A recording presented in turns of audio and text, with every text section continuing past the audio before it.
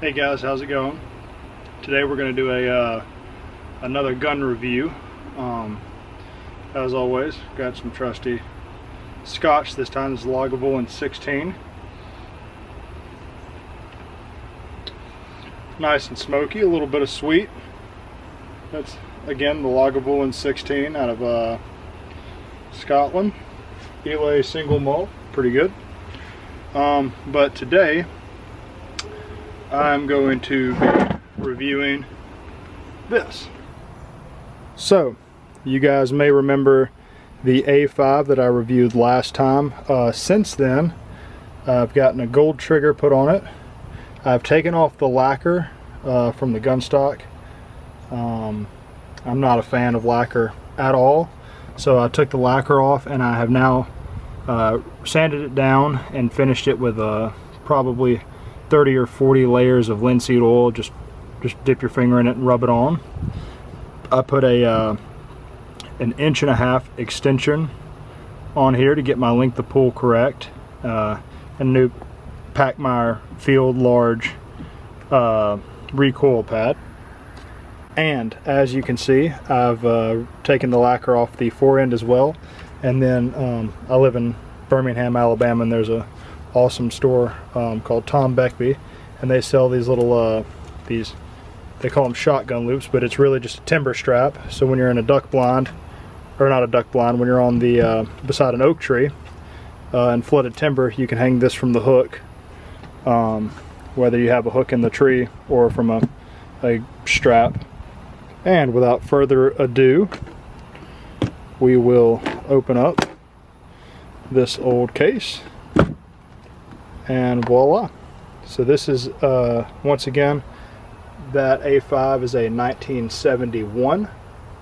And this is a 1968 Browning Superposed Magnum 12 gauge. So it'll shoot a 3-inch shell. Again, I put the same spacer and the same recoil pad on here and finished it, and it came out fairly decent. Yeah, I mean, you know, it could always be a little better, and for some reason that didn't polish out quite so well, but this one I spent a ton of time on, and it came out and transitions pretty well.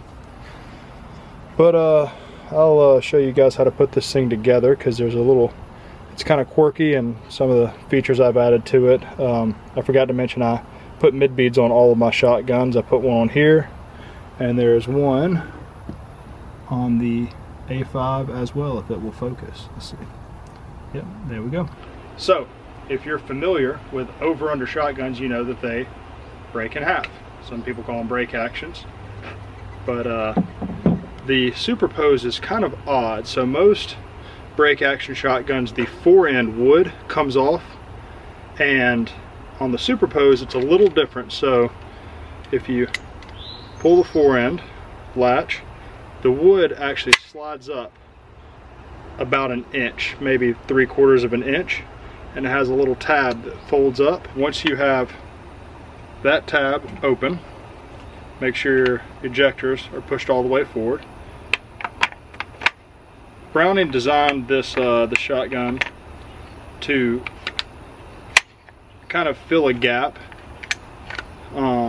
Yeah, there was a lot of expensive English-made shotguns at the time, and he wanted to make one that was fairly affordable. And that under that tab right there, that's what actually fits into a slot and kind of shores up the whole fit and finish of the shotgun. As you can see, it folds out, but we can fold that back. That wood comes back in, and it's all on what's called the fore-end iron.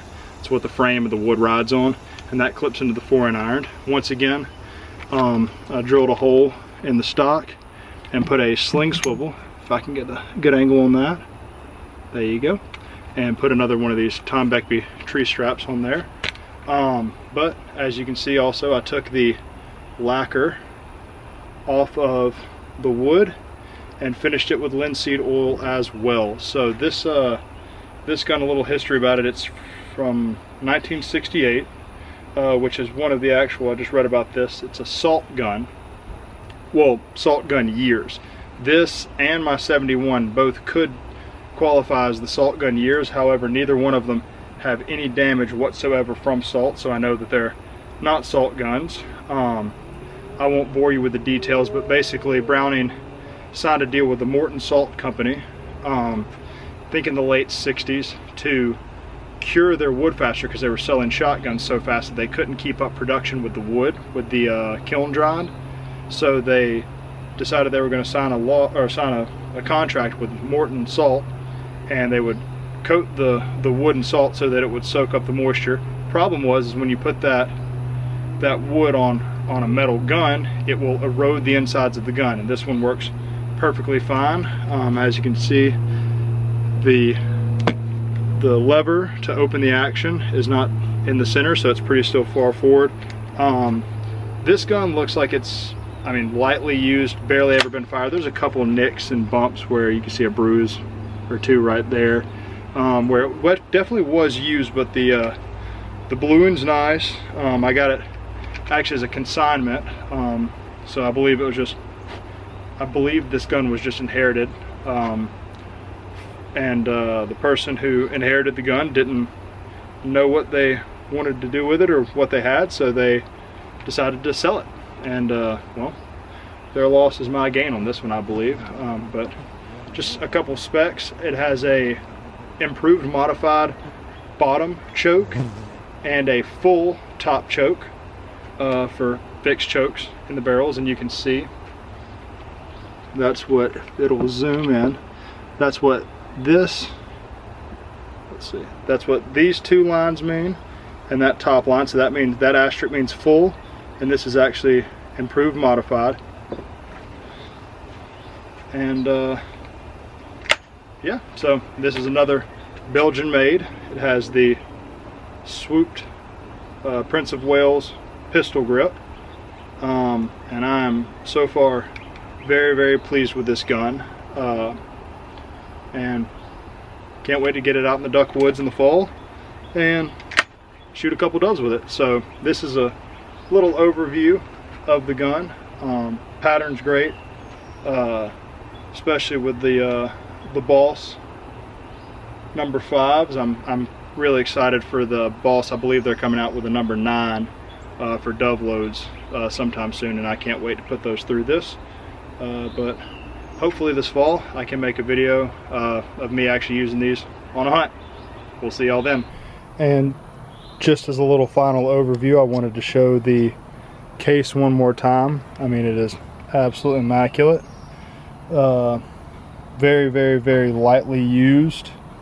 I'm not really sure why people buy these shotguns and don't use them. I mean, they're made to be workhorses in the field, and that's why everybody's granddad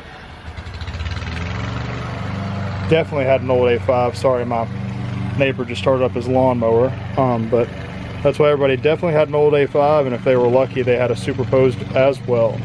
Thanks for watching.